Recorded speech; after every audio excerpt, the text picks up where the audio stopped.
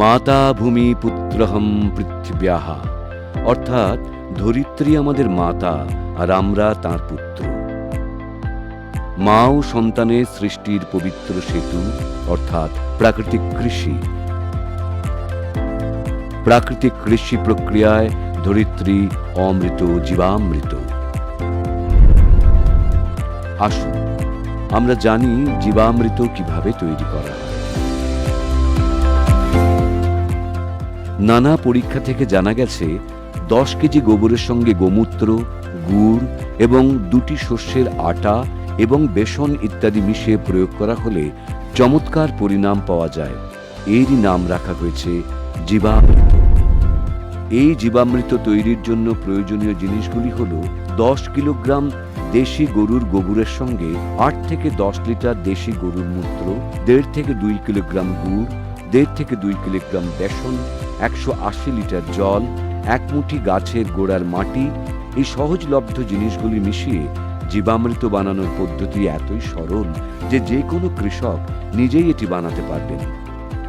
এই জিনিসগুলির মধ্যে গুড়, বেসন ও গোবরকে জল কিংবা গোমূত্র মিশিয়ে ভালোভাবে মেখে তরল বানিয়ে নিন। এই সামগ্রীগুলি একটি ড্রামে বা বড় পাত্রে ঢেলে একটি কাঠের লাঠি দিয়ে নেড়ে নেড়ে ভালোভাবে মেশাতে হবে। ঠিকভাবে মেশানোর পর এই ঘন তরলকে বস্তা দিয়ে ঢেকে 3 দিন ছায়ার মধ্যে রেখে দিতে হবে। প্রতিদিন সকালে ও বিকেলে কাঠের লাঠি দিয়ে এই তরলটিকে ঘড়ি ধরে 2 মিনিট ধরে ভালোভাবে নাড়াতে হবে। আর তারপর জীবামৃত তরলকে আবার বস্তা দিয়ে ঢেকে ছায়ায় রেখে দিতে হবে। এই জীবামৃত যখন সেচের জলের সঙ্গে জমিতে ঢালা হয় তখন থেকে মাটিতে জীবাণুর পরিমাণ অবিশ্বাস্য রূপে বেড়ে যায় আর মাটির রাসায়নিক ও জৈবিক গুণ বাড়ে। জীবামৃত মাসে 2 বার কিংবা 1 বার 200 লিটার প্রতি একর হিসেবে সেচের জলের সঙ্গে জমিতে ঢালতে হবে। ফল গাছের গোড়ায় দুপুর 12টা নাগাদ যে ছায়া পড়ে সেই ছায়ার চারপাশে গোল করে গাছের আকার অনুসারে গাছ প্রতি 2 থেকে 5 লিটার জীবামৃত মাসে 1 বা 2 বার মাটিতে দিতে হবে। এতে মাটির স্বাস্থ্যের উন্নতি হয়, উর্বরতা বাড়ে, ফসল উৎপাদন ততটাই বাড়ে। এতে কৃষকের বন্ধু কেঁচোর বংশবৃদ্ধি হয়। প্রাকৃতিক কৃষিতে গভীর জোতের প্রয়োজন হয় না। শুধু তাই নয়, প্রাকৃতিক কৃষিতে ভূগর্ভস্থ জলস্তর বাড়ে। এই প্রক্রিয়ায় প্রধান ফসলের পাশাপাশি সহায়ক ফসলের চাষও সম্ভব হয়। ঘন জীবামৃত জীবামৃতেরই শুকনো স্বরূপ। এই ফসল বপনের আগেই মাটিতে মেশানো হয়। রোদে শুকানো 200 কিলোগ্রাম গোবরে তাজা তৈরি 20 লিটার জীবামৃত মিশিয়ে 2 দিন ধরে আবার রোদে শুকানো হয়। তারপর একে লাঠি দিয়ে পিটিয়ে ও পিষে মিহি গুঁড়ো করা হয়। এটাই ঘন জীবামৃত, যা 1 একর জমিতে আপনি প্রয়োগ করতে পারেন। প্রাকৃতিক কৃষির একটি প্রয়োজনীয় উপাদান হল বীজামৃত। বীজামৃত একদিকে গাছের বীজকে নানা বীজজনিত রোগ থেকে বাঁচায় আর অন্যদিকে এক অঙ্কুরোদ্গম ক্ষমতাকে অদ্ভুতভাবে বাড়ায়। দেশি গরুর 5 কিলোগ্রাম গোবর, 5 লিটার গোমূত্র, 50 গ্রাম ভেজা চুনের গুঁড়ো আর সামান্য মাটিকে 20 লিটার জল মিশিয়ে বীজামৃত তৈরি করা হয়। 1 রাত রাখার পর এই মিশ্রণ দিয়ে 100 কিলোগ্রাম বীজকে সংস্কার করা হয়। তার 1 দিন পর সংস্কার করা বীজ বপনের জন্য প্রস্তুত হয়ে যায়। আচ্ছাদন প্রাকৃতিক কৃষির একটি গুরুত্বপূর্ণ নিয়ম। চাষযোগ্য জমিকে ফসল অবশেষ দিয়ে এবং অল্প সময়ে ফলানো অন্তর্বর্তী ফসল দিয়ে সম্পূর্ণরূপে ঢেকে দেওয়া হয়। আচ্ছাদন জমিতে আর্দ্রতা বজায় রাখে আর আবহ থেকে আর্দ্রতা নেওয়ার ফলে জমিতে চাষের জন্য প্রয়োজনীয় জলের মাত্রাও অদ্ভুতভাবে কম লাগে। নানা জীবাণু এবং কেঁচোদের গতিবিধি এ বাড়ায়, ক্ষার ভাবকে নিয়ন্ত্রণ করে তথা অবশেষে রাসায়নিক বিক্রিয়া হয়ে জমি থেকে কার্বন নিঃসরণ থামিয়ে জমির জৈবিক কার্বন ক্ষমতা বাড়িয়ে তোলে।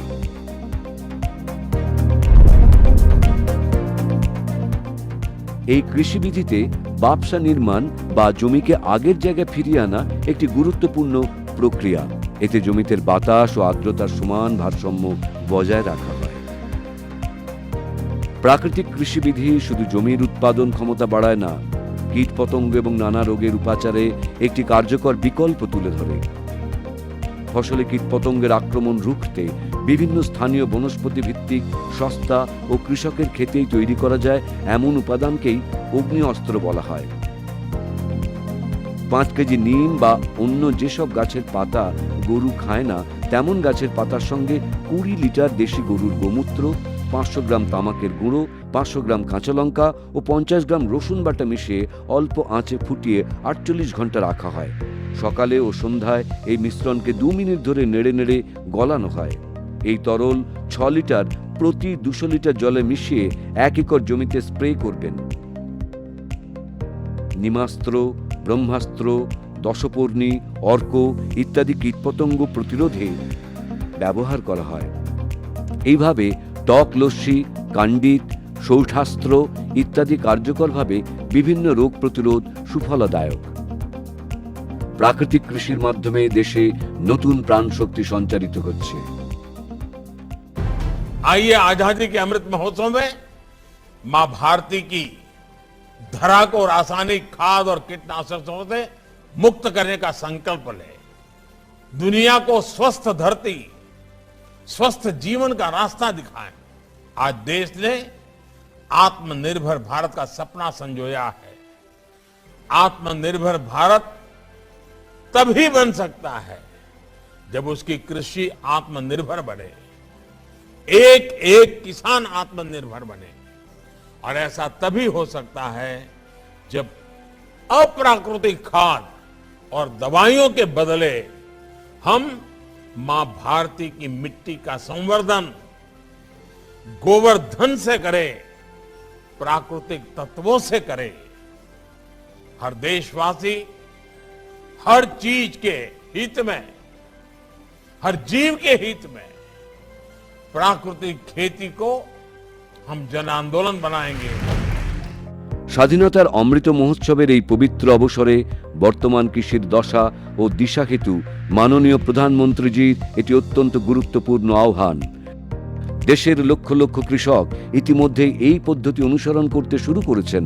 গুজরাট প্রদেশের ডাং জেলা তো সম্পূর্ণ প্রাকৃতিক কৃষির জেলারূপেই ঘোষণা করা হয়েছে। দেশের অনেক গ্রামে আজ এই চাষের পদ্ধতি গ্রহণ করছেন তারা, কারণ এতে কৃষকদের জীবনে উন্নতি হচ্ছে। আমি সত্যা দেবী, আমার 150 গাছ আছে।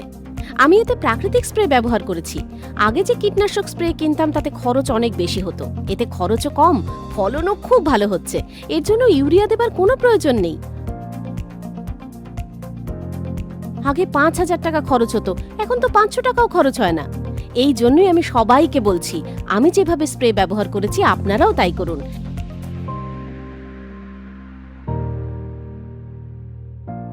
বিশ্বাস করুন স্যার, ফসল এতে এত ভালো হবে যে মন ভালো হয়ে যাবে। প্রাকৃতিক উপায়ে কৃষিকাজ করে ফসলের উৎপাদন বেড়েছে, মাটির গুণগত মানও উন্নত হয়েছে।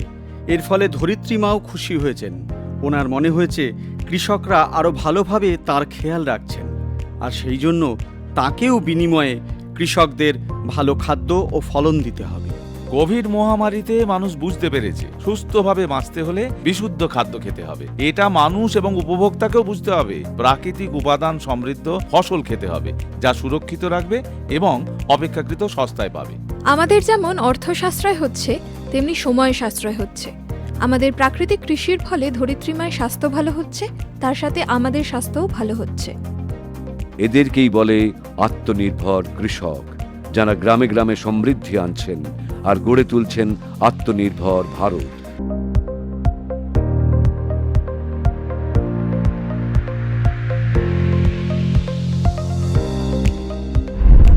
প্রাকৃতিক কৃষি আত্মনির্ভর ভারতের আত্মনির্ভর কৃষকের খুশির কথা।